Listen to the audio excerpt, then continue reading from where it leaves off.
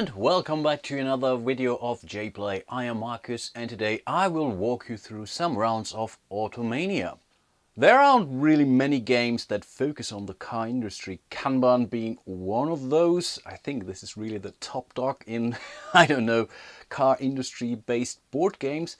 But Automania feels like, let's say, a very tiny brother to Kanban, which really makes it very intriguing because you really get behind the game relatively fast. The rules are relatively easy and straightforward and you can really play that game also relatively fast. The game only lasts 4 relatively quick rounds. By the end of round 4 you tally up all of your victory points, and who has the most victory points by the end of the game is the clear winner of Automania. Really a very quick experience. I think I will not do a full playthrough today. I will walk you through 1 or 2 complete rounds using a 2-player setup, but I decided to walk you through a game using the advanced rules. So each of the players starts the game with a different car company using slightly different advantages. Here, for example, Oppo can hire up to 6 managers. They all cost him only 2 auto bucks basically. On the flip side, he has to pay a little bit more for those styling parts. And green player decided to play as Yato. Their benefit is basically they start the game with 1 extra city car token. Normally all the players only have 3 of those. He starts the game with 4, and his assembly line is a little bit longer for those city cars here. So he has an additional machine on the bottom left of his factory. That's pretty much it in how different the companies actually play with. And I think let's just start the game. I decided that blue will go first, so he will start on 1 victory point. Green will be the second player, so he starts with 2 victory points. And as well, blue also starts with slightly less money, as he will start the game with 6 autobucks, whereas green will start the game with 7 autobucks. But that's pretty much it. I also populated the action area here with random tiles. They come with A and B backsides. In rounds 1 or 2 we play with the A backsides, and as of round 3 we will take the B backside, which come slightly more powerful. Additionally, there are 2 more below this sales office here down there, though those can basically provide you additional benefit if one of the players chooses to go for this sales office when withdrawing from the current round. Quick note on those demand tiles here are also populated those randomly. So this is the North America market, and those are the demand tiles for the European market. So here we see that Europeans want green cars, they want safe cars, and I think they want speedy cars, not sure what it is. And those are the pending demands that will come into the market relatively soon. So in the near future, maybe Europeans want to go for even more secure cars, or want cars that really provide a lot of space for your luggage. But that's really it in respect to setting up the board. But one thing I nearly forgot are those contract cards. There are 4 of those starting contract cards, so 1 for each player. You deal them out at random, and this is basically something that you can fulfill during the selling phase. You can only fulfill 1 card per selling phase. That's really important. And what they basically demand here, let's have a look at the contract card for the blue player. He needs to build a family car that scores 7 or more stars, and when he reels that, he would score 3 additional victory points by the end of the game. There are various other contract cards available, and you can acquire them throughout the game. 3 are always face up available here, so whenever you acquire a card you can grab 1 of those, or you can grab 1 of the draw pile here. That's totally up to you. If you draw here, you know what you're up to, but also your opponents know what you're up to, so this is really something that you have to consider as well. Okay, finally we can actually start the game. Blue is the first player, and during a turn you can either take an action or you can withdraw. As this is the very first turn, there's of course no need to withdraw from the current round. So he wants to place a worker on one of the spaces here, so he can put it on one of those action spaces here, and I think he will go for this space up there. Next, you have to grab a tile that's below the current column, or if you place him on a row, you have to take a tile from the current row.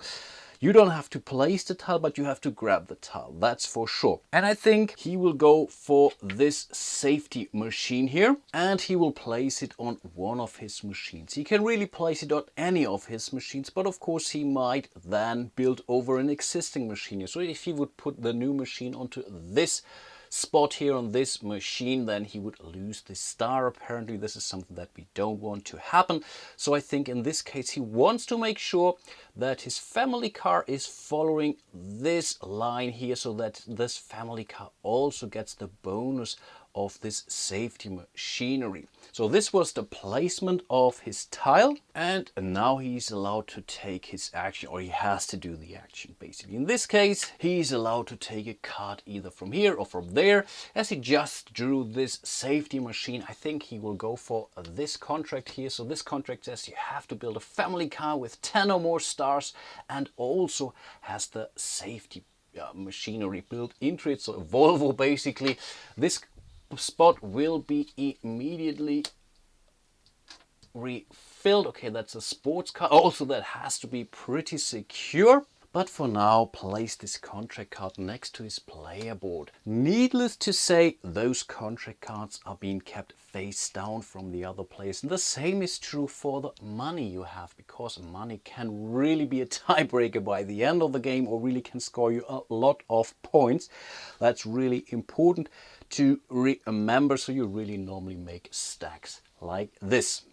And then it's the green player's turn, and I think green doesn't want to withdraw as well. I think this wouldn't make sense at all. And he can also choose to go for any of those action spaces here. He could also go to this space, but in this case he would have to place one more workers on that tile that is currently present. So in this case he would have to place two of his green meeples, and he would give the blue meeple back to the blue player, so giving him back some actual placement power for later on. So I think right now that's not the best thing to do for green. So I think he wants to assemble his very first car. So he will place one of his workers on this row here. So now he has to take a tile from this row, and I think he will go for this machine. And he does this because right now speed is really in demand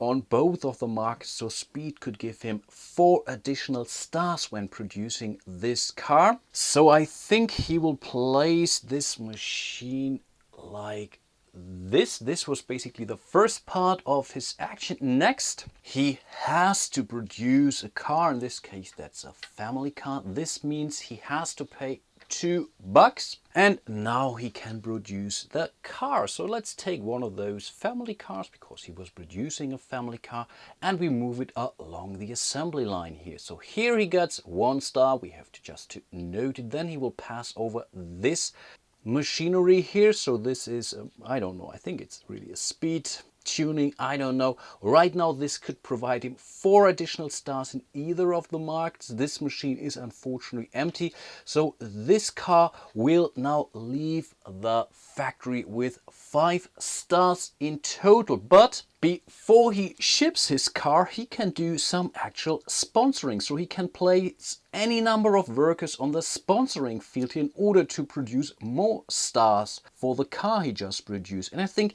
he wants to go for 2 extra stars here, which means this car brings 1 star here from this machine, 4 stars from this machine, because this is in demand here, and he gets 2 more stars from his sponsoring folks here. And now he can place this car on a transport ship, either a ship that moves towards the North American market here on the left hand side, or on one of the ships headed towards the European market. And of course you have to place your car on the space that shows the appropriate number of stars. In this case those were 7 stars, and I think he will place the car on the European side of the board.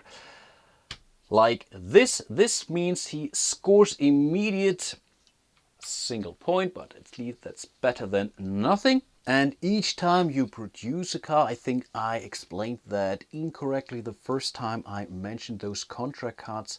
So whenever you produce a car, you are allowed to also play one of your contract cards. And guess what? The green player has the same starting card as the blue player, so he had to produce a family car with 7 or more stars. He produced 7 or more stars, so he can now basically place this card next to his player board, maybe slide it below, but those points are scored by the end of the game. So let's just do this walkthrough. Really doesn't matter, so we put it like this, making everyone aware, hey, green will score 3 additional points by the end of the game. Not too bad. Okie dokie, then it's the blue player's turn again, and I think he wants to go for some managers because this is basically his advantage. So he wants to go for that research manager here because this guy provides you 1 star for all the cars you are producing from now on. This is really huge, so he can either go here, placing 2 workers, but then he would have to produce a family car.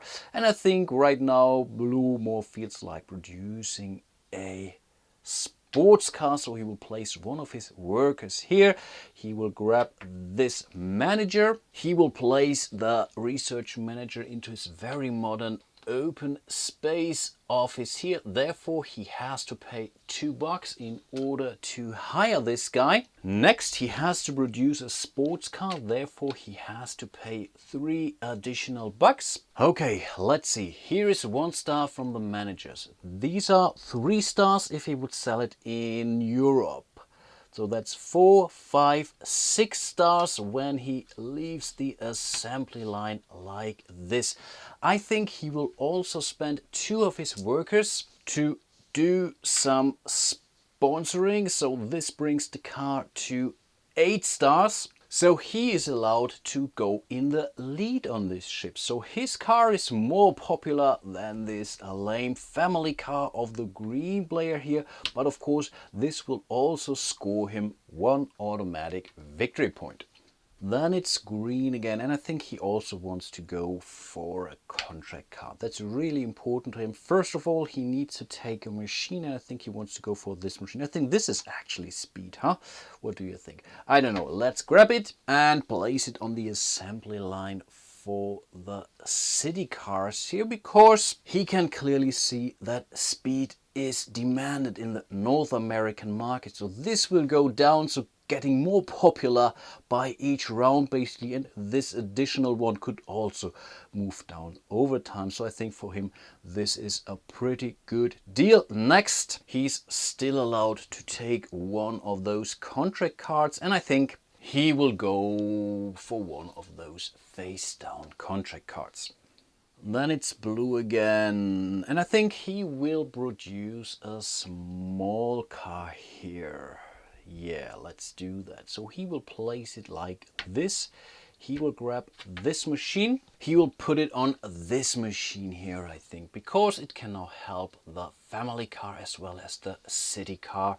So I think overall that's a relatively good idea. Next, he has to produce a city car with his last buck, really his very last buck. So let's see again. This car will start with 1 star because of the research manager. If he would sell this car in North America, it will grant him 3 more stars. So overall, this car will leave the factory with 4 stars, but I think he will grab his very last worker.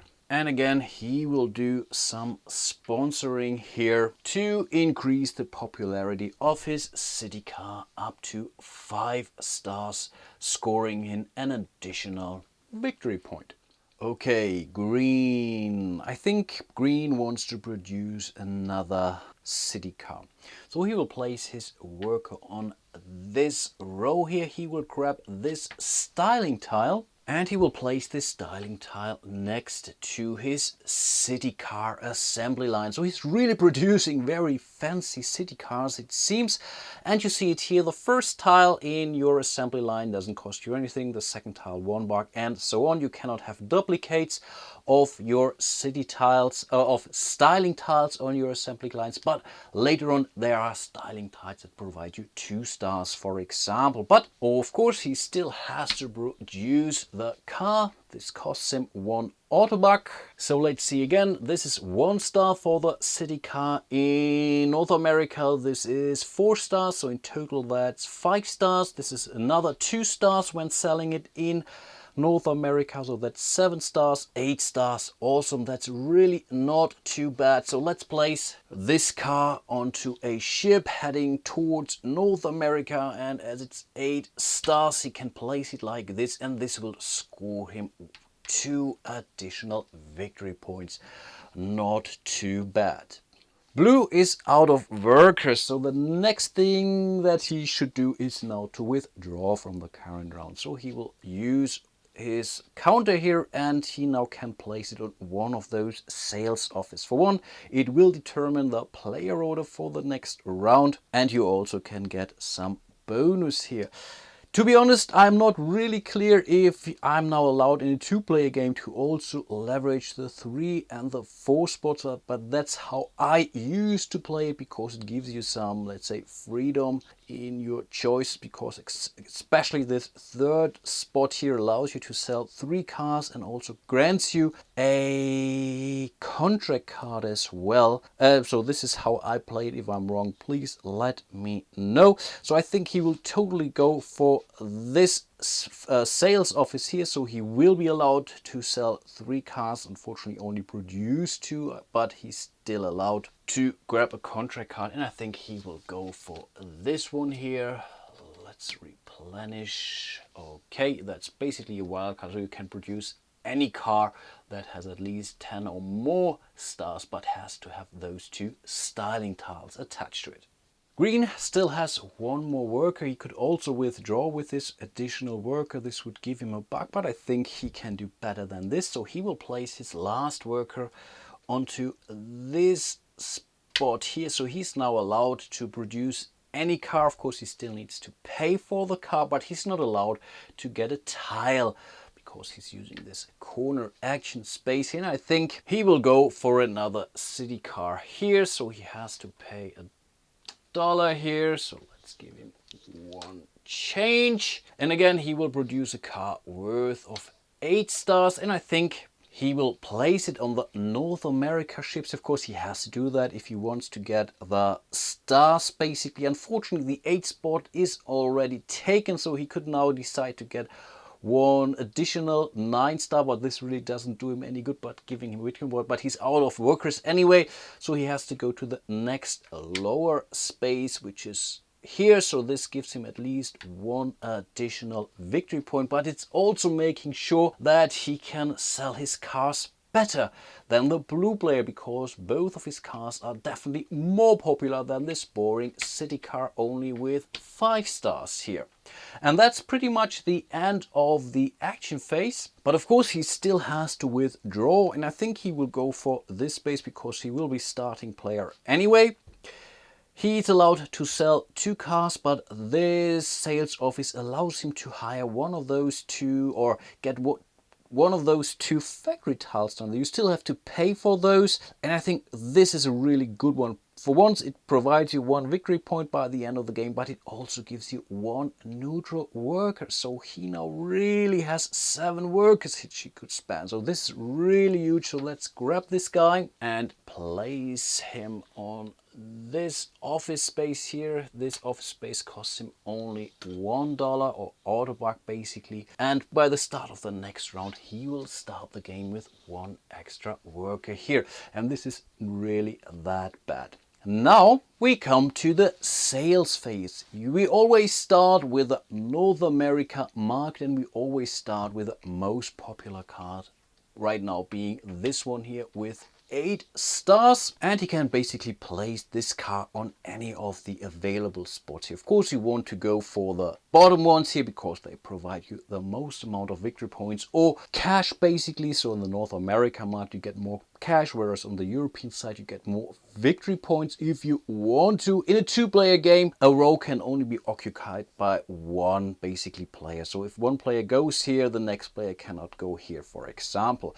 So in this case, I think he really wants to have or grab some money here. So he will place his car on this base here for once. He gets now, let's see, $5, and this is huge. But of course, he also scored an additional victory point, so he's really doing great.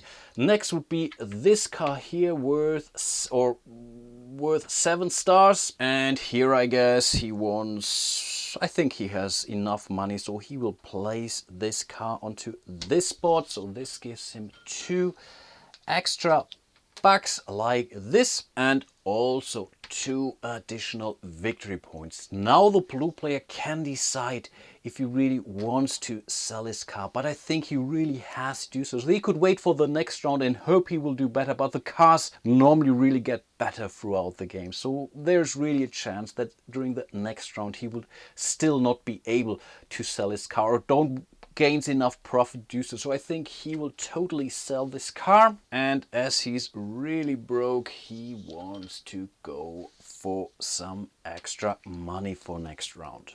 Then we come to the European market, and yeah, Blue definitely wants to sell his sports car. And again, he has a choice. This would score him 6 victory points, which is really a lot. But again, because he's really broke, I think he really has to go onto this base. So he gets 3 victory points. 1, 2, and 3. And of course, he gets 3 more bucks. Theoretically, Blue could still sell this family car, but unfortunately, he opted for this sales office, and this sales office only allows you to sell 2 cars in total. So he has to wait for the next round in order to sell this car here. Then we would move into round 2. And next we would realign those demands here. And the player who is behind gets to choose which of those 2 tiles will move down. As Blue knows that Green has this machine in his company, he will totally not place this demand tile onto this track. So I think he will make it like this. So this will slide away. This tile will move to the other market basically. But first of all, he can do the same on the European market. So again, this will slide away, and then one of those 2 tiles will slide down, as Blue has this safety machinery in his company, and this will also slide down relatively soon.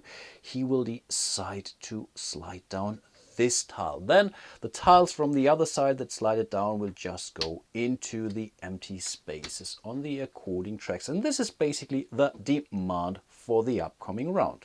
Okie dokie, let's do some cleanup here on the markets. And of course, those cars go back to the player board. So the green player can now again build 4 of those city cars. Then we will remove all leftover factory tiles here. Of course, those workers will also go back to their respective players. And then we will place the new tiles again, showing the backside A. And of course, 2 new tiles here next to the sales office.